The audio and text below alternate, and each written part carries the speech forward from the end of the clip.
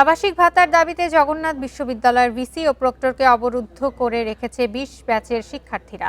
রবিবার সকাল থেকে শুরু করে সোমবার মধ্যরাতেও প্রশাসনিক ভবনে তালা দিয়ে অবস্থান কর্মসূচি পালন করছে তারা।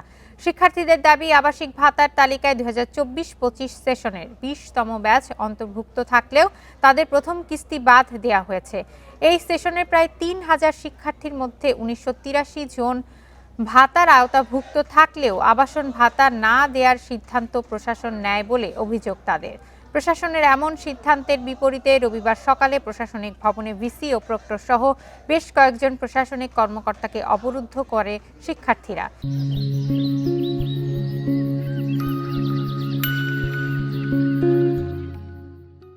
এ বিষয়ে যোগসু নেতাদের ভূমিকা নিয়েও অভিযোগ তোলেন তারা। এ সময় তাদের দাবি না মেনে নেওয়া পর্যন্ত আন্দোলন চালিয়ে যাওয়ার ঘোষণা দেন শিক্ষার্থীরা। যারা হলে অবস্থান করে তারাও ভিত্তির তালিকাভুক্ত হয়েছে, কিন্তু ২০ ব্যাচকে ভিত্তির তালিকাভুক্ত থেকে প্রথম কিস্তিতে বাদ দেওয়া হয়েছে, যা আমরা মনে করি সম্পূর্ণ দ্বিচারিতামূলক সিদ্ধান্ত।